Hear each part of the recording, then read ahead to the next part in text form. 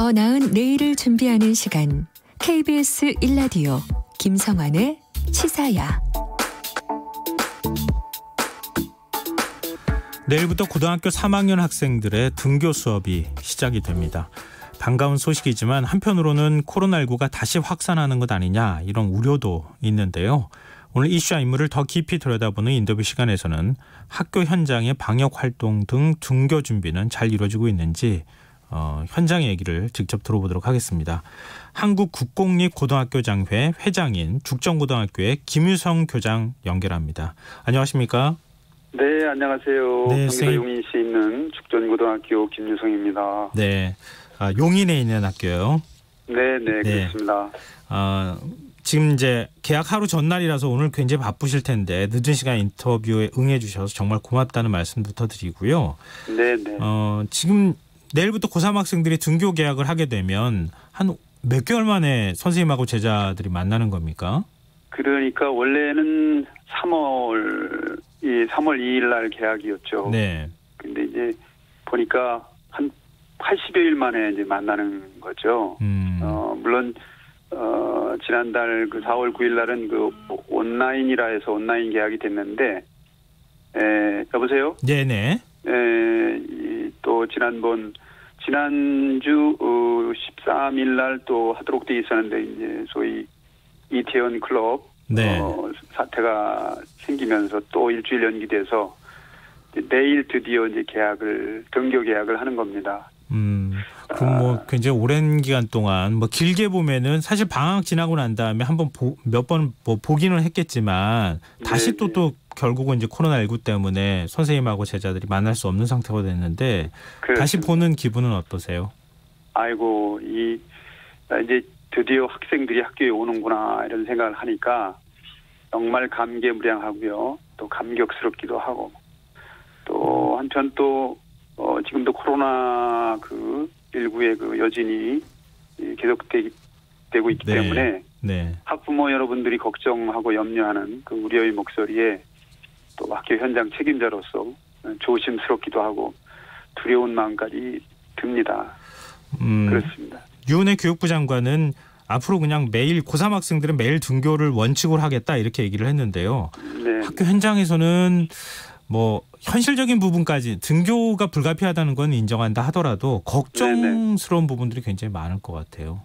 그렇습니다. 그래서 오죽하면 교육부에서 내린 조치가 아닌가 이런 고민스러운 마음은 현장 책임자로서 또 저도 교육자 한 사람으로서 충분히 이해는 됩니다.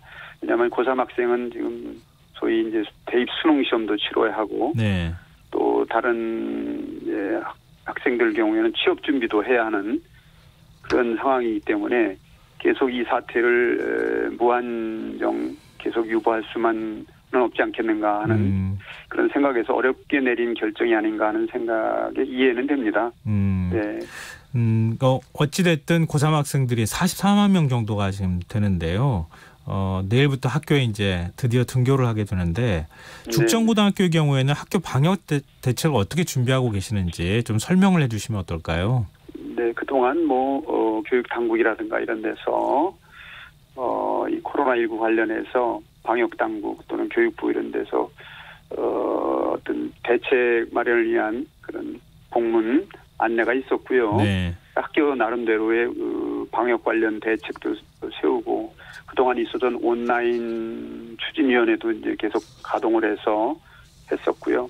근데 내일 이제 실제적으로 등교인데 등교 개학 하루 전날 오늘도 이제 방역을 실시했습니다. 방역했고 지난주에도 했었고요.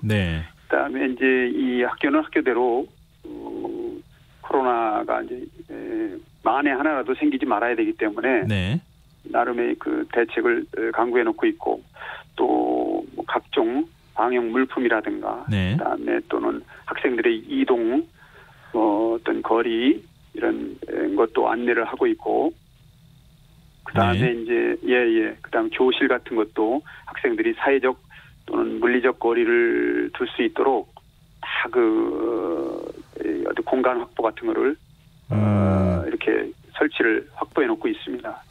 교장 선생님, 제가 만약에 학생이라고 하면 제가 등교를 네. 했습니다. 등교를 네네. 하면 학교 정문에서부터 학생들이 어떻게 되는 거죠? 발열 체크부터 시작을 하는 건가요? 그렇습니다. 저희 학교 같은 경우에는 학교 자체 예산으로 발열 감지기를 자체 구입을 했고요. 네. 그다음에 그 교육 당국에서 또 이제 이 발열 감지기를 또 한 대 지원을 했습니다. 그래서 아침에 일찍 우리는 이제 계획을 세웠는데 네. 7시 원래 8시 30분 등교입니다만은 7시 한 40분서부터 학교를 이제 문을 개방을 하고요. 네. 그때 이제 선생님들이 조를 짜서 선생님들이 지도 선생님이 나와서 동선 현관 한 군데로 통제를 시켜서 이곳저곳으로 학생들이 출입하지 않도록 하고 네. 거기서부터 이제 발열 체크를 시작을 해서 담임 선생님이 조회할 때도 또 발열 체크를 하고요. 네. 또 점심 식사하기 전에도 발열 체크를 하고 또 하교 시에도 하고 하루에 4번 발열 체크를 하고 네. 쭉 하여튼 아이들 동선 하나하나 거의 쫓아가다시피 해서 네. 이렇게 관리를 할 수 있도록 대책을 세워놓고 있습니다. 오늘도 그와 관련해서 네. 이제 부장 기획회의를 했었습니다. 근데 지금 교실 안에 들어가서 좁은 교실 안에 학생들이 많이 있을 경우에 아무래도 감염 우려가 있지 않느냐 이렇게 걱정하시는 학부모들이 있는데요. 그러시죠. 교실 안에 학생 배치도라든가 어떤 풍경은 좀 달라지는 게 있습니까? 그렇습니다. 종례에는 학생들이 같이 책상 걸상을 이렇게 이어서 앉고 그랬는데 네. 소위 이제 그 수학 능력 시험 보는 시험실 체제로 오히려 그보다 더 공간 확보를 했다 이렇게 말씀드릴 수가 있는데 교실 내에 있었던 사물함이라든가 네. 또는 청소 도구함이라든가 이런 물품들을 전부 다 바깥으로 내서 다른 데다 이렇게 배치를 하고 네. 학생들은 이제 이격 간격을 충분히 두어서 이렇게 떨어뜨려 놔가지고 개인별 공간을 확보해서 수업을 받을 수 있도록 이렇게 조치를 해놓고 네. 또 학생들 교실마다 이제 손소독제, 세정제라든가 또 필요한 학생들한테 마스크까지도 준비 이렇게 해줄 수 있도록 충분히 확보를 해놓고 있습니다. 그 수업 받을 때 마스크를 착용한 상태로 수업 받는 겁니까? 그래야죠. 선생님도 그렇게 마스크 쓰시고 불편하지만. 네네. 정말 수업하면서 그렇게 하기가 참 쉽지가 않을 것 같은데.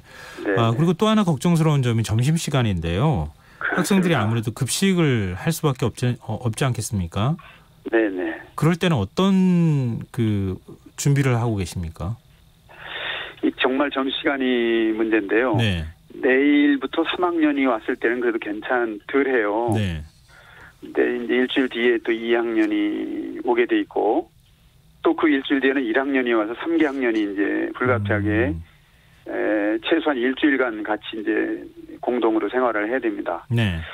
우선 내일부터는 일주일간 그 3학년만 급식을 하기 때문에 식당 공간이 3기 학년이 쓰던 데서 1기 학년만 쓰니까 여유가 있어요. 네. 그래서 그 여유돼 있는 상태에서 또 이미 그 등교하기 전에 애들 이 식탁, 네. 식탁 4인용 이렇게 앉을 수 있는 식탁을 개인별 그 식사 공간을 위해서 칸막이 시설을 해놨습니다. 네. 그래서 칸막이 시설을 해놨고 오늘도 가서 제가 확인을 했습니다만은 내일 같은 경우에는 그 4인용 테이블에 한 방향으로 우선 학생들이 한 방향으로 앉을 수 있도록 했고 또 혼선을 줄이기 위해서 이제 색깔 있는 스티커로 부착을 해서 네. 지점 거기에 앉도록 하고 또 학생들이 우르르 이제 점심시간이 돼서 나올 수 있는 것을 예방하기 위해서 저희 학교 같은 경우에는 한 학년이 12반인데요. 네. 큰 규모인데 그래서 학급별 시간차를 두어서 이렇게 급식실로 식당으로 갈 수 있도록 안내 방송을 하고 또 지도하는 선생님들이 배치를 해서 질서 있게 또 최소한 1m 간격을 유지해서 식사할 수 있는 또 배식을 받을 수 있는 그런 공간 확보할 수 있도록 조치를 했습니다. 근데 지금 고3 학생들만 있으면 모르겠는데 1, 2학년까지 만약에 등교를 하게 될 경우에 밀집도가 높아지지 않겠습니까? 그렇습니다. 1, 2학년은 그러면 어떻게 되는 겁니까? 등교를 이렇게 번갈아가면서 하게 되는 건가요? 3학년은 저희 학교 같은 경우에는 매일 이제 등교를 하게 되는 거고요. 예. 물론 이제 그 가정에서 이제 자가진단 일주일 전부터 자가진단 체크를 해서 네. 이상이 있는 경우에는 등교를 하지 않도록 보호자와 학생이 등교를 할 수 없도록 네. 그렇게 해가지고 학교에 보고를 하도록 했습니다. 그 나이스 체제로. 예. 그래서 왔을 경우에 이제 어쨌든 발열 체크고 뭐 이상 없이 학교에 와서 식사를 할 경우에는 이제 한 내일 같은 경우 3학년이 있을 때는 충분히 되는데 예. 이제 1, 2학년은 그래도 이제 우려가 되는 게 커서 마음이 커서 예. 격주간으로 1, 2학년 같은 경우에는 온라인과 가정에서 온라인과 등교를 네. 이렇게 이제 병행을 하도록 그래서 이제 중간고사 보기 전까지는 이제 아까 말씀드렸듯이 3개 학년이 일주일은 최소한 등교를 해야 되고요. 네. 그 다음부터는 2개 학년만 네. 한 학년은 온라인 수업을 받을 수 있도록 하고 2개 학년만 운영할 생각이고요. 어쨌든 3개 학년이 있을 때는 이제 배식 시간 네. 시간을 달리해가지고 4교시 끝나고 한 학년이 먹으면은 그 뒤에 이제 한 학년 끝난 다음에 뭐 5교시 때 이제 식사를 하는 급식을 하는 학년 이렇게 배치를 했고요. 네네. 또 필요하면 시간 확보를 위해서 네. 시간 운영도 50분 수업에서 5분씩 단축해서 45분 수업으로 이렇게 운영할 계획을 갖고 있습니다. 네, 알겠습니다. 끝으로요. 좀 네. 짧게 교육 당국이나 학부모들께 마지막으로 한 말씀 꼭 하시고 싶은 게 있다면요. 네, 아이고 이 코로나 사태가 빨리 진정이 돼서 뭐 국제적으로 어려움을 많이 겪고 있는데 그래도 한국은 의료 당국이라든가 이런 당국에서 철저하게 잘 해주셔서 국제적인 어떤 모범 사례가 되고 있다는 말을 듣고 있는데요. 네. 학부모들이나 학생들이 불안해하는 걱정하는 마음을 충분히 압니다. 네. 그래서 공감하고요. 이해하는데 그런데도 불구하고 고심 끝에 내린 결정이기 때문에 교육 당국에서 교육 현장에 있는 관리 담당자로서 철저히 관리해서 만에 하나 어떤 그 불미스러운 일도 생기지 않도록 해야 되겠다는 그런 마음가짐이 있고요. 굉장히 아주 예민하게 저희도 대처를 하려고 노력을 하고 있습니다. 네, 알겠습니다. 오늘 굉장히 바쁘시고 힘드신 와중에 전화 인터뷰해 주셔서 그렇습니다. 고맙고요. 내일 그 학생들 올 때도 좀 더 많이 신경 써주셨으면 좋겠습니다. 오늘 물론이죠. 인터뷰 고맙습니다. 네, 감사합니다. 네, 지금까지 한국국공립고등학교장회 회장인 죽정고등학교의 김효성 교장과 함께했습니다. 오늘도 수고한 당신들의 이야기가 여기 있습니다. 김성환의 시사야.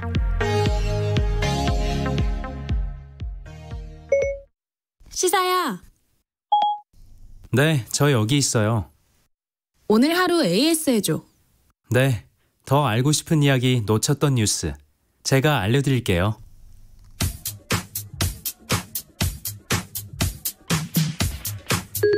시사야 애프터 서비스를 시작합니다.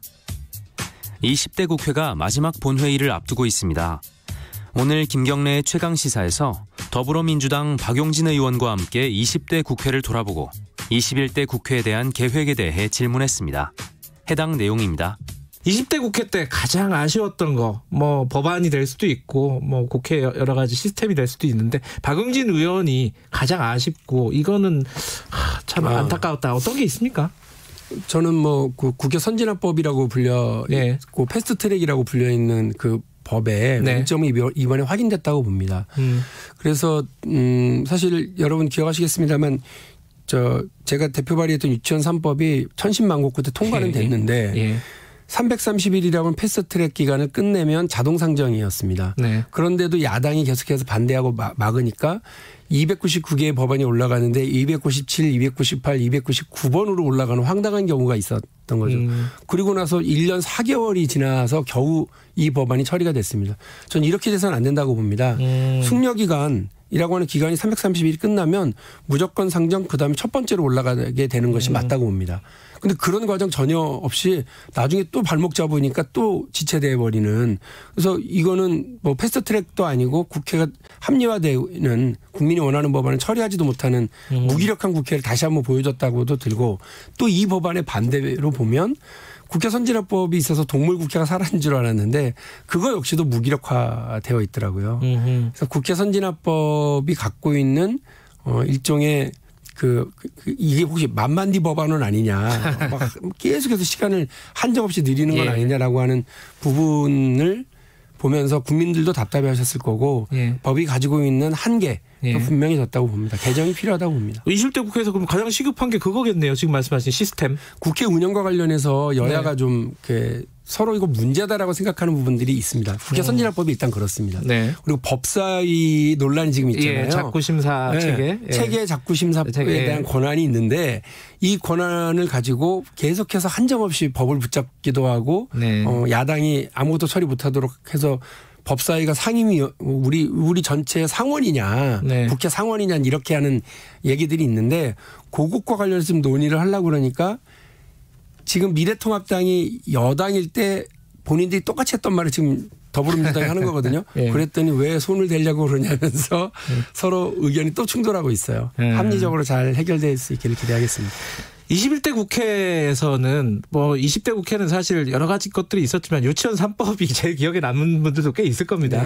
21대 국회에서 박용진 의원께서는 어떤 거에 주력하실 겁니까? 이게 좀 궁금합니다. 이 부분은. 저는 삼성의 이재용 부회장을 보는 눈과 그리고 한유총을 바라보는 눈과 다 똑같습니다. 그러니까 아까 말씀드린 것처럼 이거는 어떻게 보면 다 회계 투명성과 연결되어 있는 거고요. 소득이 있으면 세금 내자. 그리고 세금 갖다 썼으면 감사 받자. 감사 상황 이상 있으면 책임지자. 이게 우리 사회를 바라보고 있는 가장 공정의 기본입니다. 지금도 그렇게 돼 있는 거 아니에요? 안 그렇죠. 안 그래요? 안 그런 군데가 너무 많은데. 국회가 무슨 대공원도 아니고 걸핏하면 식물이니 동물이니 하는 말이 나옵니다. 참 부끄러운 풍경이죠. 인간은 정치적 동물이다. 아리스토텔레스가 한 유명한 말입니다. 동물은 물리적인 힘의 대립을 통해 폭력적인 방식으로 문제를 해결합니다. 그러나 인간은 동물과 달리 말이란 수단을 통해 대화와 타협으로 갈등을 조정하죠. 이것이 바로 인간과 동물의 근본적인 차이라는 의미입니다. 그러니까 인간의 가치를 실현하기 위한 첫 출발은 서로 상대의 의견을 존중하는 것일 텐데 한국 정치권은 무조건 상대를 꺾으려고만 합니다. 무려 99건의 직권상정이 있었던 18대 국회 시절 더 이상 싸우는 모습을 보여서는 안 되겠다. 임기 말에 제정한 것이 국회 선진화법입니다. 그런데 신뢰가 없는 상태에서 법안 상정 요건만 까다롭게 하니 이번에는 아무것도 할 수 없는 식물국회가 되어버렸습니다. 과거에 야당이 여당이 되니 이제는 정반대로 야당이 법안 발목 잡지 못하게 해야 한다고 주장하는데요. 과연 이번에는 달라질 수 있을까요?